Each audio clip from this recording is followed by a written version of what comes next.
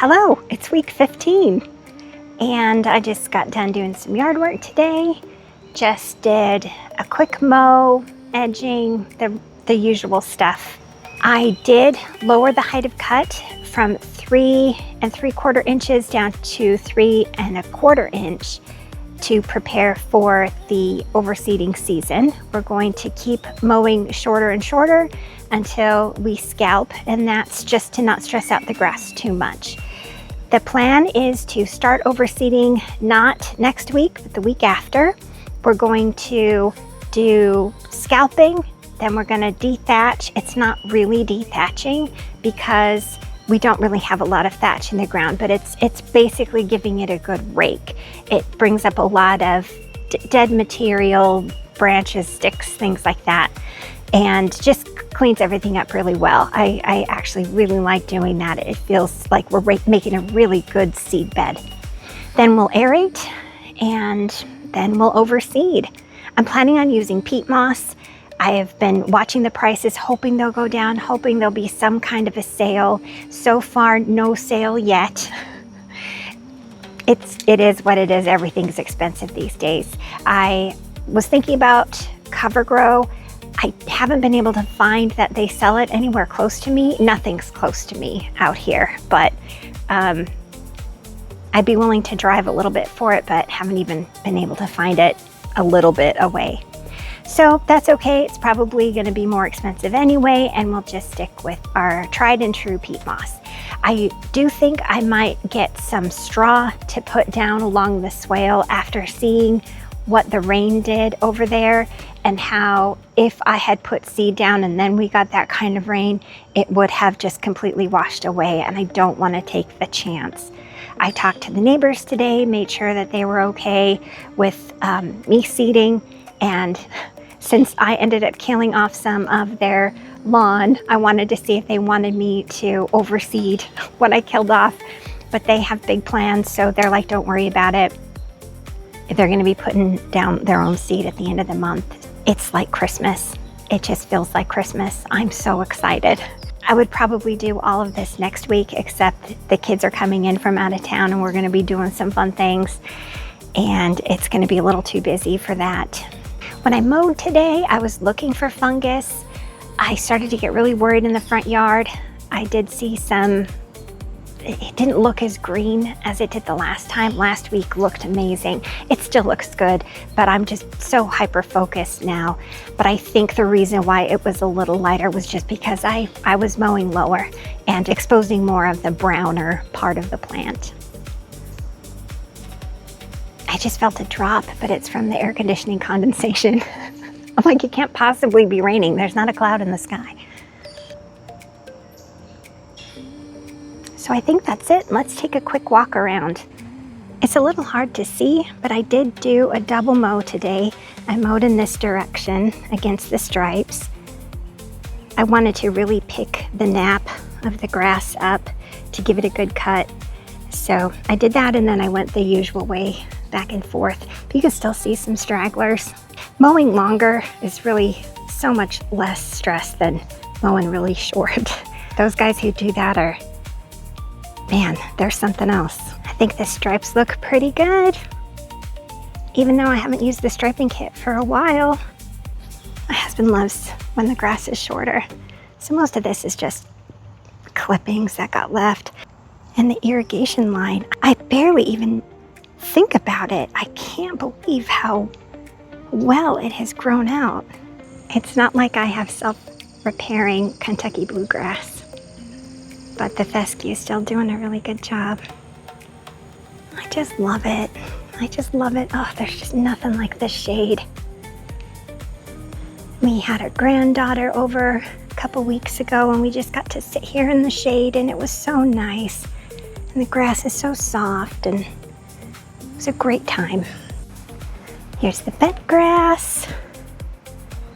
Color's not as good this week as it was last week, but still looks nice. I'll take it. I'm not going to put anything down on it to try to get it any greener. There's just no point now that it's time to cut lower. So these are the blue spruces. And I'm kind of wondering if we should get an arborist to look at these. It's possible that there's some kind of bug or something that could be doing this to them. They're alive, they're growing. I do see some new growth at the bottom, but if they can do better, I want them to do better. I feel like I should cut off this branch here. It's just hard for me to cut anything off that is providing any kind of privacy. I would always rather under prune than over prune. A lot cheaper to try to save these trees, make these trees as healthy as they can be than, I don't know what the alternative would be. I can't even imagine trying to deal with the root systems if we ever tried to take these out.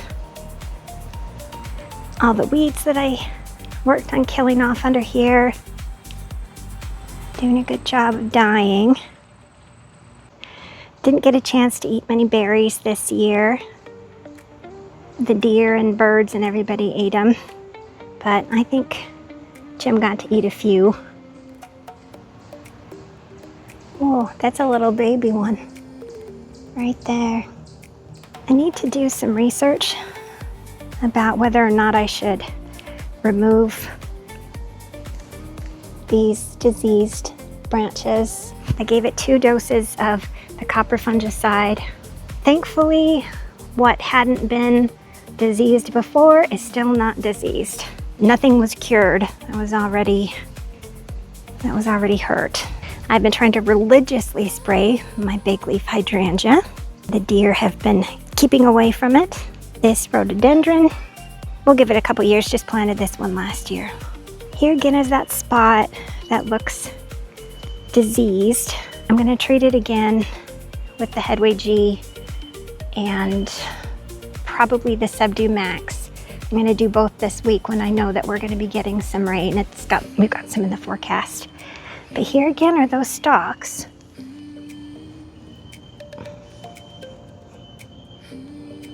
You can see how thick they are. And I think that's part of the reason why it looks so bad. This area here I worked really hard on last year. My son and I both just working hard to get the ground prepped. It came in so great last year. It looked like it was rebounding pretty well in the spring before I had to kill off a bunch of it. But man, hopefully the fine fescue will do really well over here too. It's so wet in this area and doesn't dry out that we still have this slime mold. We had all that garlic mustard over here that I smoked with Glye, and it is gone. It is just completely gone. Here's nutsedge. I'm gonna be treating the bent grass with mesotrione again tomorrow. I think it'll also be a good time to mix up some sedgehammer. There was some in a couple other places, but I killed it with Glye. It's not coming back at least this year. So if it does come back, I'll have the sedgehammer to take care of it then. These little bushes make me so sad because the deer are getting to these too. Just eating them. And they're supposed to be deer resistant, and maybe they are. They resist the deer, but the deer just find them too yummy. Here's how that crabgrass is doing. Again, smoked it with Glye. You're over here. The rocks. I'm gonna put some more topsoil in there, hopefully get the grass to grow back. Over here is where we had the bent grass. Doesn't look too bad.